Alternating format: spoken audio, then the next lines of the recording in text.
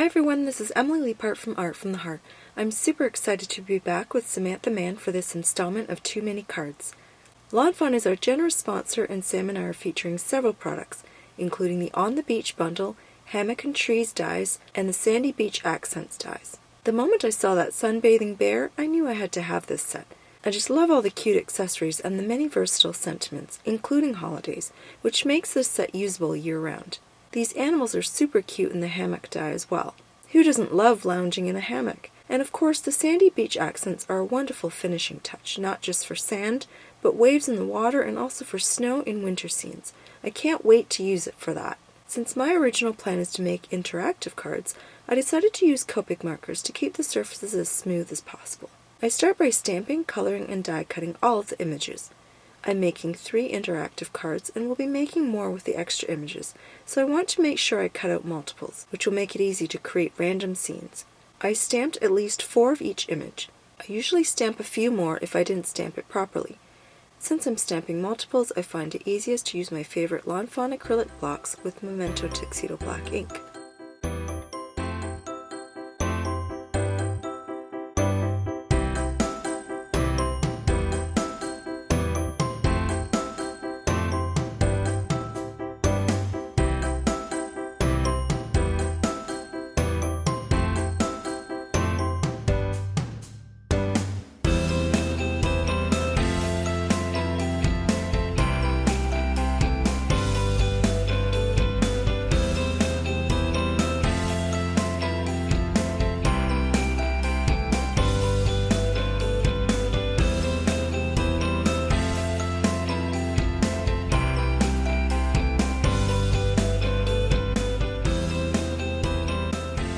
Once all the images have been colored and die cut, I can arrange them into any type of scene for my cards.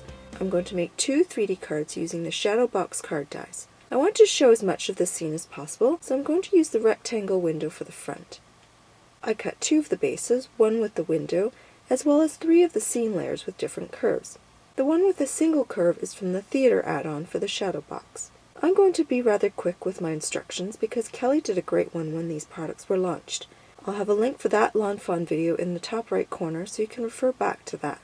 I fold all the adhesive tabs and use my bone folder to make sure the creases are nice and crisp. This will allow all the parts to move easily when the box is finished. Then I add score tape to all those tabs. I line up the 2 pieces, peel off the backing from the score tape, and attach them together. I won't close the box until I add the scene layers. I place them flat to see how they will look when they're inside the box. Then I arrange the pieces to my liking. I'm going to add the Sandy Beach accents to the 2 front layers. This way I can tuck in the drink and some shells. I can tell you already that these accents are going to be super addictive. I love that there are so many different ones, so you can pick and choose what will look best with the objects, animals, or people that you might be tucking behind something. After the accents are die cut, I use mini glue dots to attach the objects.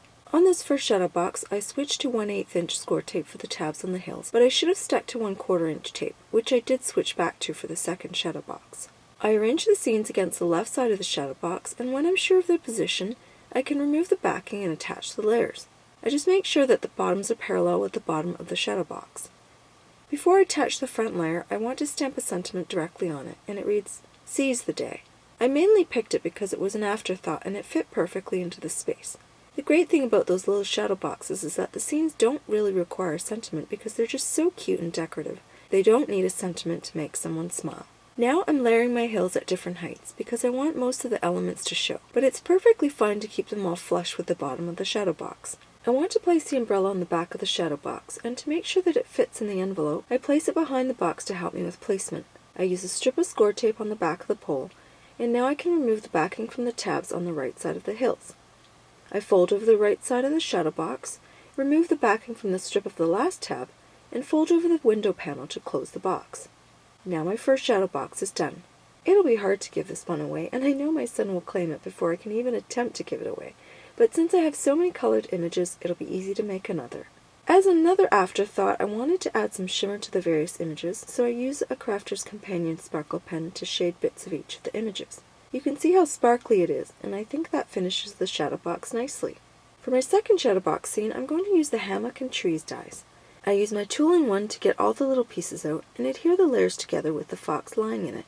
I prepared the rest of my scene, again using the sandy beach accents because I couldn't resist. The hammock is a little wider than the shadow box, which means I have to either cut the ends of the rope or bend the trees, and have them wrap around the back corners of the shadow box. I chose the latter because I wanted to keep all the parts in their original format and show you how it can work. I used liquid adhesive to glue the hammock to the tree trunks and pull out my scoreboard to score the trees, making them easy to wrap around those back corners of the box. The width of the box is 3 1/4 inches, so I need to score the trees at 0 inches and 3 1/4 inches. There's no score line at 0 inches, so I just shifted it over to 1 inch and 4 1/4 inches. I've flipped my images upside down so I can have the bases of the trees line up with the edge of the scoreboard. That way I know they're even. Basically, I'm only scoring in the centers of the palm leaves and the bottom half of the trunks. Now I stamp a short sentiment that reads, "Happy Summer," on the front hill and attach that to the side of the box. Then I use liquid adhesive on the backs of the tree trunks and attach those to the back corners of the box. At first I wasn't so sure about my decision to use liquid glue for this. If I were to do it again, I think I would go with 1/8 inch score tape, just because it's more giving, but the glue worked out just fine. After adding the second hill, I closed the box just as I did in the first card. Right side first, then the window. This isn't necessary, but I did add glue dots to the backs of the palm leaves to keep them flat against the back and sides of the box. So here's my second shadow box, and I love how relaxed that fox looks in this quiet little setting. The palm trees look great in the shadow box, and I'm so happy I was able to make this work inside the box. Just like the first box with the umbrella, these palm trees still fit into a standard envelope, even though they're sticking up over the top of the box. By now, I'm sure you've seen a gazillion cards featuring the magic picture changer. However, this is my first card using it. My son has already played with it, but he always beats me using new product. I have no complaints about that, though. I'm going to create a simple beachy scene with the bear on the towel. I use that window and the die to gauge where to stamp him. Then I create masks for the bear and the towel, covering the stamped images so I can sponge a sky and sand. I just love unveiling images after sponging. It's just so satisfying. Now I'm going to color them with the same Copic markers as the other die-cut images.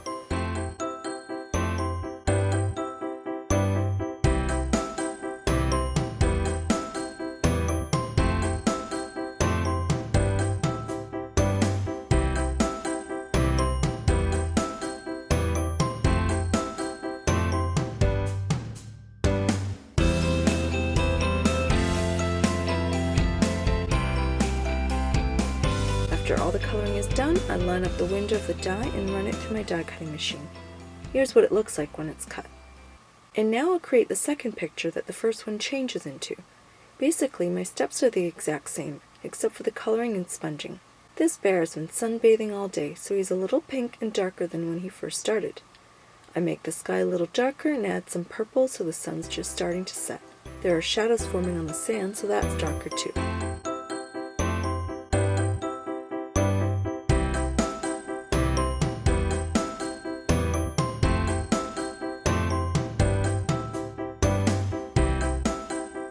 He's also put on sunglasses just to change one more element of the photo. When I stamp the sunglasses, I use the Misty stamping tool because I don't want to mess up my whole scene. The bear just looks so cute and cool with the sunglasses. So I can get the die cutting to perfectly match the placement on the front panel. I line up both the dies against the first image to help me gauge where the sky and sand line up for the second die and second panel. I also use my creative corners to make sure the die is 90 degrees to the horizon. Now I can assemble the magic picture changer. I always use a bone folder on any folds to keep things as flat and smooth as possible. Then I use strips of 1/8 inch score tape on both sides of the tabs. And also use my magic powder bag on both sides of the slots to reduce friction, just like in Kelly's how-to video for the magic picture changer. And I'll have a link to that video as well. Then I peel off the backing for the adhesive on the inside and fold those tabs in place. The double layers of adhesive creates the track for the smaller piece to slide up and down, creating the magic. I push the front tabs into the back slots, and then I test it by pulling on the tab. The front panel and the pull tab are from the Magic Picture Changer add-on set. I'm using the same corals I used on the beach towel to create an ombre look on the front of the tab. Then I adhere it to the tab with my tape runner.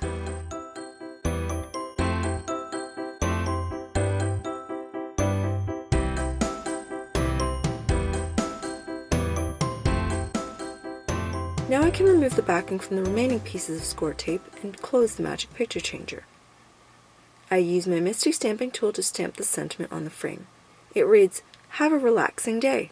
Then I adhere several of the images on the frame.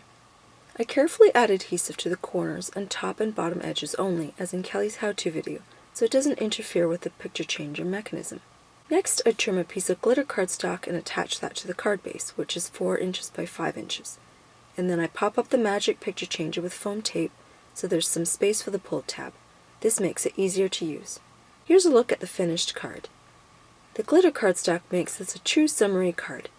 The ombre pull tab coordinates nicely with the colored images, and I love watching the little bear get his shades on to enjoy a day of sunbathing. I love playing with this magic picture changer and watching the colors change. It's so much fun and totally addictive. Here's a quick review of all 3 cards from the picture changing window card to the shadow box cards. I love that fox in the hammock. The palm trees in the corners add to the 3D effect. And of course that little bear under the umbrella is the cutest. Now I want all my cards to be interactive.